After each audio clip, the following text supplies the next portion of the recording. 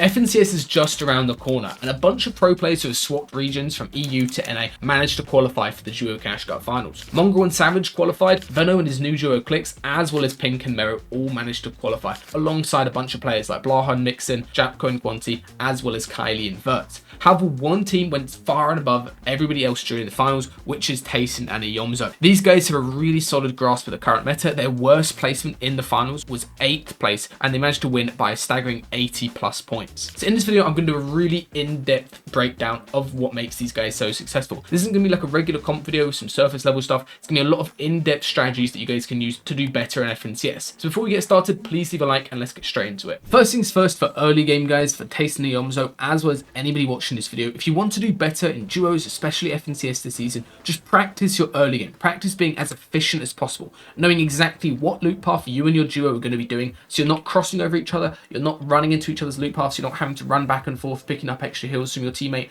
as well as you can try to save as much shield as possible. Using small things like slurp cactuses around your drop, so you both get to full HP without having to waste any bigs or minis or anything, is really important, as well as just knowing exactly what you're going to farm so you get the highest yield amount of mats. Small things that Tayson does right here is really smart. As you can see, he's getting early surge, as well as he's farming this building, he's not just running around opening all the ammo boxes, he's farming, making sure that he's getting the floors to get the ammo boxes at the exact same time. Also, I'd recommend pretty much every single season is always prioritizing getting as much as metal as possible during early game, and then worrying about your wooden brick later on is really crucial. If you guys are playing an FNCS this season, I really recommend that you get a good solid early game surge plan, especially with this current meta. The games tend to be very stacked later on, so if you don't get good early surge, which is what Tayson and Eomzo prioritize, you're going to really struggle. In terms of the loadout for getting surge, as you can see, these guys are running 1 stealthy DMR with a thermal scope, as well as 1 enforcer, and with the enforcer you can kind of run any scope, but the 4x scope is an absolute beast for getting the surge. Then they prioritize just trading an insane amount of teams nearby. They've got slurp plants all over. They're just going to tag as many teams as possible from range, as you can see right here, while they've got all this extra healing with the slurp plants. And the next part of Tayson and Eomzo's game plan that allows them to have so much success is they have a really solid idea of when and how they want to go for the bunker. They pretty much prioritize going for it, and they claim it the entirety of the game, as you can see. And the bunker can sometimes be, in my opinion, a game winner in terms of how much loot you can get from it. One key thing I'd recommend if you guys are going to the bunker this season is don't make the mistake of both of you going down. As you can see, Tayson is sort of patrolling around the top, making sure no teams are sneaking up. He's getting even more surge while Eomzo is looting down below. And of course, now Eomzo is completely stacked. He's got a god loadout. Then Tayson is going to go into the bunker later on to do all their attachments after they prioritize getting surge. Don't just both run into a bunker and you're going to get snuck up on the team or nitroed in. Instead, go ahead and do what these guys are doing, which is splitting and making sure that no teams push up on you while you grab the bunker loot. One really big thing that I see a lot of lower level teams is not really knowing what to do mid-game this season, especially if you're not the most stacked game, or if you're in a game that tends to be a little bit stacked, like right here, 60 alive.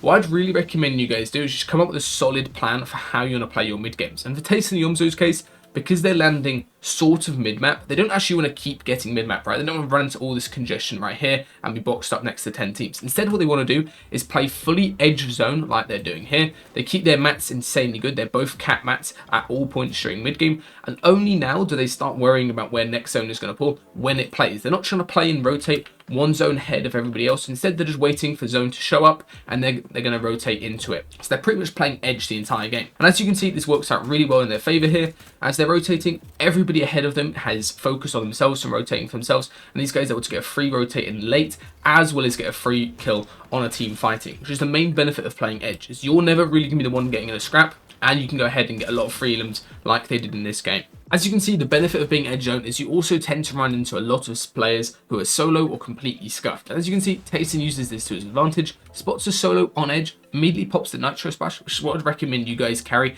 Even after the most recent update, the Nitro Splash is still unbelievably strong for getting refreshes and easy kills. And then take a look how he plays it. He runs into the box, but then he cancels his sprint after he breaks the wall and goes to the piece control. And while he's doing this, you duo shouldn't just be running in the box with you. That's completely stupid. Instead, they should be on a split angle like Eomzo is here. He's approaching from above. So even though the other player is doing the crack play, which is sprinting out of the box, with his own Nitro Splash, Eomzo was able to get that 90 crack, and now completely free them. All they need to do is just go from separate angles, and then they get the easy refresh. And now they've got the machinist they are, as well as the shield medallion, which is absolutely busted, and these guys are perfectly stacked for the rest of the game. Then they also do this extremely nice play, which is actually tanking Storm while using this Nitro Tunnel. You go sure them use the Nitro Tunnel earlier in the game, but take a look at how they do this. So they play all of these medkits back in Storm, these extra medkits that they've got from that kill. Then they're going to go ahead and pop a splash, get back to 3 medkits, and now jump through the tunnel while moving to the direction they want to go, and allows them a really free rotate. And now they're in a very strong position as well to get another kill. Again, just edge zone, you're going to find so many kills like this where you just spot solos who are completely scuffed, and it is pretty much the way I'd recommend you guys play. Don't try to play center, center, center. It's going to be a little bit difficult. You're going to have teams surrounding you, you're going to get griefed a lot. Try to play these guys' play style of edge zone. I think it's much stronger this season. If you guys are interested in getting coached by me, as well as other pro coaches and pro players, then go check out the FNCS Superstars Bootcamp. It is the best way of improving your PR and your placements this FNCS in just under 2 weeks. We're doing sessions every single day for the entirety of this FNCS, and you guys get an insane amount of value. You get loads of sessions of me, other pro players like Reet, Aviv, and Batman Booga, as well as a bunch of pro coaches where you guys learn exactly how you want to play this season's FNCS to get your best ever result. Go check it out down below. You get a free fighting masterclass when you sign up, and it's an insanely good deal if you want to get better at the game. One really important factor that's going to help you guys get a lot better, and I think this is something that a lot of players are weak at. Pretty much everybody who's not a 5 times FNCS winner, in my opinion, like Tayson is fairly weak at this part of the game, which is knowing how to time rotates properly. As you can see right here, this is pretty much the worst case rotate that you can get in Fortnite. It's 6th zone into 7th zone, so it's a really small zone. It's a massive amount of distance. There's a massive hill in the way. There's a giant statue. There can be people up there. How do you make this rotate for free? And the way that Tayson's done it, as you can see, is just going at the very last second possible, which means that everybody who could potentially hold them is now worried about themselves getting into zone. So he's basically allowing everybody else to rotate, catching this really free rotate last second. He scouted this out the entire time. And also while he's doing this rotate, he actually gains mats because he's able to refarm his wooden brick as he comes into zone here. And they only take 50 damage during this entire rotate because of how good this timing was. Another key aspect whenever you're finding a nice timing for a rotate is try not to stop too much. A lot of mistakes that people make is, let's say in a situation, stopping to pop a big or something. However, Tayson and Eomzo know if they stop, the timing might get messed up because all of these teams would start looking back, as well as this team that's following them behind is going to catch up to them.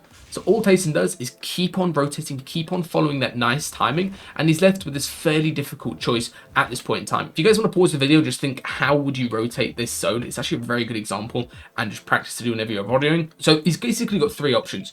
Either he tries to go up to a high layer, as you can see. That's probably going to cost a little bit of mats. He might get looked at by a lot of people, but he would be in a much better position at the end of it if he managed to do the rotate, because he'd be on a really high layer. It's a lot easier to rotate from high layers.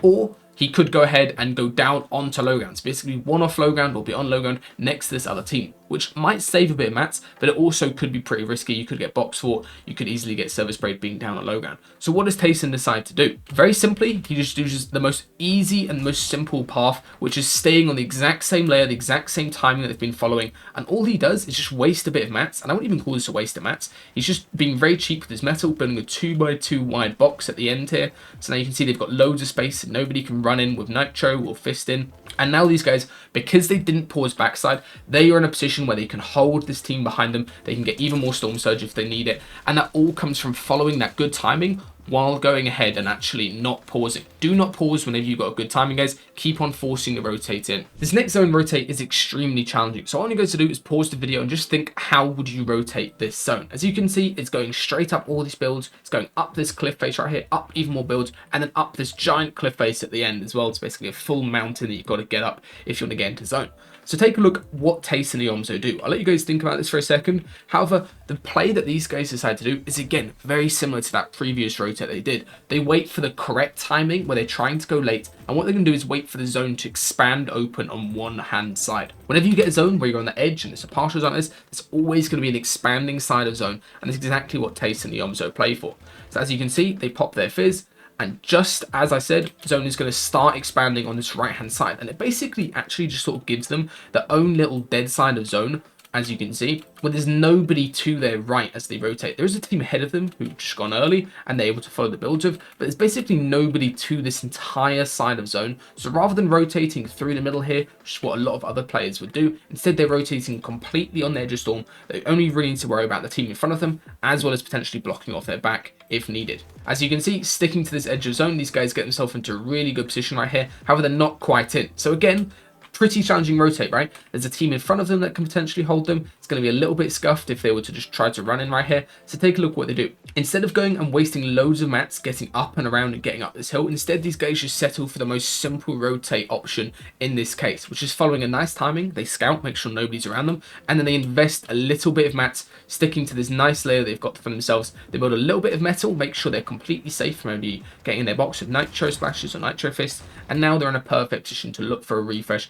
And again, they're in the zone before these other teams on backside are, right? There's still other teams on backside who are scuffed, who aren't in the best position, and Tayson and Eomzo are in a really stacked spot, doing really clean rotates this entire game. You guys can apply this exact same concept of the zone expanding on every single one of the moving zones as well. So as you can see right here, zone is playing down towards the bottom left, which means that this entire side of zone over here is going to expand and create space, while this backhand side, the one that's closing in the most, is going to be shrinking in the fastest, and that's pretty much the side you want to avoid. It's going to be very scuffed, it's going to be very challenging to have a good rotate on that side of zone. So Tayson and Eomzo use this to their advantage. They know that this right hand side is where they want to stick to, is where it's going to be the easiest rotate path to follow, because the zone is going to be expanding. It's going to be creating their own little dead side of basically moving zone for them. So they go ahead and use this to their advantage. So how do they rotate? Again, very simply, Nitro Splash plus Fizz. You guys can do this exact same thing with Nitro Fist as well. Just remember where the expanding side of zone is. And they go into the expanding side, take a couple of ticks. But look how free this rotate is right here, as you can see. There is absolutely nobody on this entire expanding side of zone, and allows Tayson and Eomzo to do a really clean rotate. And one very nice thing that I'd recommend you guys do during moving zones, compared to what I said earlier, is try to have little bits of pause, because you can't rotate the entire zone in one go. Just try to pause once in a while, regroup with your teammate, go ahead and pop splashes or get your fish charges back if needed, and then continue rotating after you've scouted out. Tayson here realizes it's completely free to get to a high layer end of zone, so he rotates perfectly nice and early. And now this is where these guys get a little bit scuffed. The team tries to jump in with nitro splashes. And what I recommend you guys do in this situation is don't be afraid to just waste a lot of mats like Tayson does here. He makes loads of space, gets them fully into the end of zone, and gets them as healthy as possible. So they both pop full heals, get themselves to 200 HP, and this is where they're going to go for a refresh. Never ever go for a refresh when you're not as healthy as possible. If you've got medkits or bigs that you can pop, always pop them before you go for a refresh to reduce the chances of you dying. Now, in terms of the actual refresh plays and how you guys should be getting refreshes this season, I would always recommend that you carry at least one Nitro Splash and save it for when you need a refresh. And also, don't just run straight into a team's box, even though it looks what they're doing. Instead, what you're going to try to do is run in and get piece control as you do it. So take a look at how Tayson does it. He runs and jumps in, catches a timing where both these guys aren't actually holding this in-between wall, and then gets a shot, and then gets the piece control and the cone up top. Really simple bit of piece, but again, this allows him to get a free kill. Eomzo also does a very nice play of tracking where the teammate is. Rather than focusing on the solo who's already low HP, he tracks where the teammate is, sees that Pump's running away, and then turns his attention to helping Tayson take out NPen right there and get that big refresh. Also, another thing I'll mention with the refresh is these guys didn't wait too long before going for a refresh. It's much better to get yourself as healthy as possible, as I was saying, and then commit in for the refresh while it's not too late. If you wait too long, you're just going to be very scuffed when going for a refresh, and you're not going to be able to find a clean refresh like Tayson also did right there. Then for this second moving rotate, very simple. These guys just use a fizz from high layers. Even if the fists are back in the game, which they are, you guys don't need to be fisting every single rotate. Instead, do what these guys do. Use the fizzes, especially when you're a high layer. Save those charges. Save all of your extra nitro splashes that you might have as well for rotates, and just do very simple fizz rotates. Are so effective this season. This part of the endgame has a really nice example from Tayson and Eomzo, where just because, let's say, you're the IGL or the Fragile, doesn't mean that you can't take over your teammate's role. Like right here, Tayson spots a free refresh opportunity. There's a solo backside signal cone. They're obviously super shambles, and they're probably high likely of them being low HP, so there's no reason to wait for Eomzo to help him do this play. All he does is cover his angles, gets a nice bit of piece control right here, and gets a free refresh. Gets a shotgun upgrade, and gets all the mats. And this is where I think Eomzo makes a slight mistake, and this is one thing that you guys need to learn from, is just because you are, let's say for example, the fragger in your duo and you're not normally the one who's tarping and things like that, doesn't mean you should do rotates like this. This is such a high risk rotate, just doing a sprint rotate, especially without a fizz. And of course, it leads to him being in a 50-50. And lucky enough, he's able to win it. Other guys low HP. However, he immediately corrects his decision afterwards in this sort of mistake, which is right here. He gets a massive amount of refresh, he gets loads of extra metal, and he just builds a bit of extra space. Do not be afraid to tarp or just make extra space, especially even if you're not the IGL in your duo or the guy who normally tarps. Don't be afraid to just use your mats. It's so much better because especially wherever zone pools right now, even if these guys get a really bad zone pool, they've got a lot of extra space that they can work with, right? If zone pool's over here, which is a pretty awkward zone, they've got extra room where they can come out the side and they won't just be running straight through the center of zone. It's always worth investing a bit of mats endgame to make sure you're in a much more safe position. And then right here, these guys go back to their normal roles. Tayson's trying to scout or rotate. He realizes the zone's pulling straight back through their old builds. And again, this is the benefit of just tarping endgame, especially when it's this late point in the game, is you can just follow rotates completely for free like these guys are doing right here and get themselves into a perfect position on a really good layer back into all of their old builds. Now for the rest of this endgame, it might sound simple enough, but Eomzo and Tayson basically just need to sit right on each other and tarp for the entirety of it. And this is the one bit of advice I give you guys. If you want to get better duo placements, right, going from, a top 7 endgame to a top 3 consistently, just get in the habit of standing right on each other, fighting with each other, playing the same peaks with each other. It's going to improve your placements massively. As you can see right here, the slight difference between Eomzo and Tayson, look, they're on the exact same peak together. They're both shooting the exact same angle together. There's not one of them front side worrying about something else or trying to fight a duo by himself. Instead, they're both doing the exact same thing. Compared to the team they're getting the refresh on, this team getting a top 7 placement, is one of them is backside popping a big with some mats, and the other one's running front side completely split from his teammate. That means that these guys are able to get a free refresh. And of course, as soon as they get that refresh, Eomzo covers the angles, make sure it's completely airtight. There's no way that somebody can just run into his box right here and start 50-50ing him and he'd go down. Gets all the mats and he immediately regroups with Tayson on front side, and these guys are both basically inside the same box the entire time, which is exactly how you guys want to play at this point in time. Now, as we get towards the heal off here, you can see how these guys prepare for it. As you can see, they waste a lot of mats. They're building a 2-wide tarp. They're scouting out where height is, and Tayson makes a really good call to drop all the medkits to Eomzo. I see a lot of players doing this. They both carry medkits. I would recommend just one player has everything. And also, guys, do not be afraid to play your medkits early this season, right? You do not need to be alive until the final second. If you can just start playing your medkits early, let's say you've got 3 medkits and you play it 30 seconds early, that's going to mean that you at least survive until final zone close, which in duos normally would be a top 2 or 3 placement the majority of the time. So you can see right here, 20 seconds left, Eomzo's just got 2 medkits. That's going to mean he's alive until the final zone close, as well as have some time to look for the final 1v1 fight.